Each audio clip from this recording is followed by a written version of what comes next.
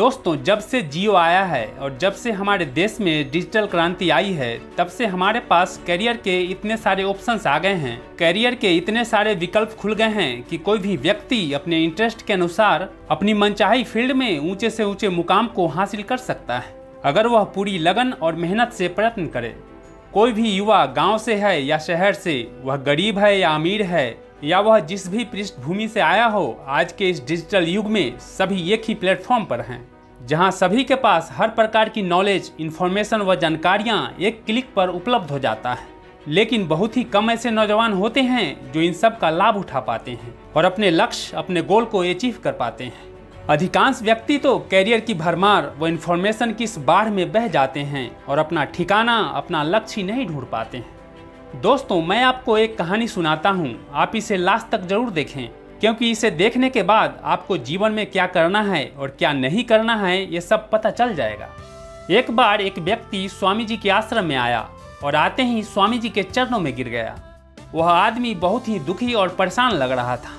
उसने हाथ जोड़कर स्वामी जी से कहा, हे महाराज, मैं अपने जीवन से बहुत दुखी हूँ। मैं अपने दैनिक जीवन में बहुत मेहनत करता हूँ और पूरी लगन से हर काम करता हूँ, लेकिन कभी सफलता हाथ नहीं लगी। मैंने अनेकों काम किए, कई अलग अलग व्यवसाय किए, लेकिन आज तक सफल और धनवान नहीं हो पाया। भगवान ने मुझे ऐसा नसीब क्यों दिया कि मैं पढ़ा लिखा और मेहनती होते हुए भी कभी कामयाब नहीं हो पाया। स्वामी जी उस व्यक्ति की परेशानी को पल भर में समझ गए। उन दिनों स्वामी जी के पास आश्रम में एक छोटा पालतू कुत्ता था। उन्होंने उस व्यक्ति से कहा कि तुम कुछ दूर जरा मेरे कुत्ते को सैर करा लाओ, फिर मैं तुम्हारे सवालों का जवाब दूंगा। उस व्यक्ति ने बड़े आश्चर्य से स्वामी जी की ओर देखा और फिर कुत्ते को लेकर सैर कराने निकल पड़ा। काफी देर तक अच्छी खासी सैर कराने के बाद जब वो आदमी स्वामी जी के पास पहुंचा, तब स्वामी जी ने देखा कि उस आदमी का चेहरा बिल्कुल चमक रहा था, जबकि कुत्ता हाँफ रहा था और काफी थका हुआ भी लग रहा था।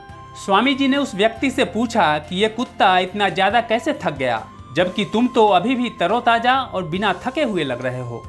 उस व्यक्ति ने जवाब दिया, महाराज, मैं तो सीधे सीधे अपने रास्ते पर चल रहा था, लेकिन ये कुत्ता गली के सारे कुत्तों के पीछे भाग रहा था और लड़कर वापस मेरे पास आ जाता था। कभी इस जानवर के पीछे तो कभी उस जानवर के पीछे, हमेशा भागता ही रहा। हम दोनों ने एक समान रास्ता तय किया है, लेकिन फिर भी इस कुत्ते ने मुझसे कहीं ज्यादा दौड़ लगाई है, इसलिए यह थक गया है। स्वामी जी ने मुस्कुराकर कहा, यही तुम्हारे सभी प्रश्नों का जवाब है। तुम्हारी मंजिल तुम्हारे आसपास ही है, वो ज्यादा दूर नहीं है, लेकिन तुम अपने मंजिल पर जाने के बजाय दूसरे लोगों के पीछे भागते रहते हो और अपनी मंजिल से दूर होते चले जाते हो।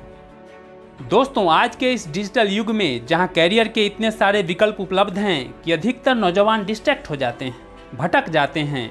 कभी वो डॉक्टर बनना चाहते हैं तो कभी इंजीनियर, कभी वो क्रिकेटर बनना चाहते हैं तो कभी एक एक्टर बनने का भूत सवार हो जाता है, कभी वो एंटरप्रेन्योर बनना चाहते हैं तो कभी एक यूट्यूबर बनने का ख्याल उन पर हावी हो जाता है।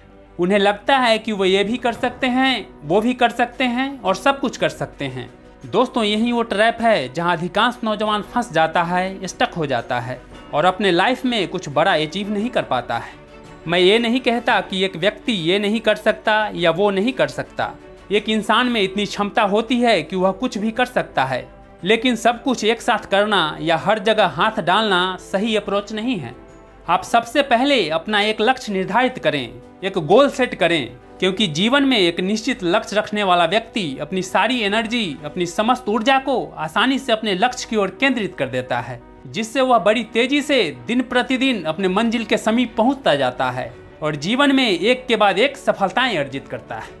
स्वामी विवेकानंद जी ने कहा है कि एक विचार लो, उस विचार को अपना जीवन बना लो, अर्थात एक लक्ष्य बनाओ और उस एक लक्ष्य को अपने जीवन का मकसद बना लो।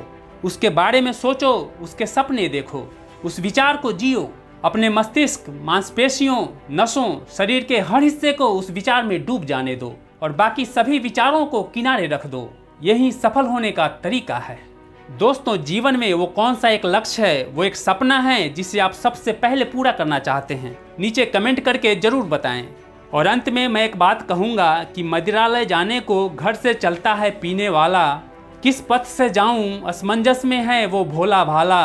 अलग अलग पथ बतलाते सब, पर मैं यह बतलाता हूँ, राह पकड़ तू एक चला चल, पा जाएगा मधुशाला।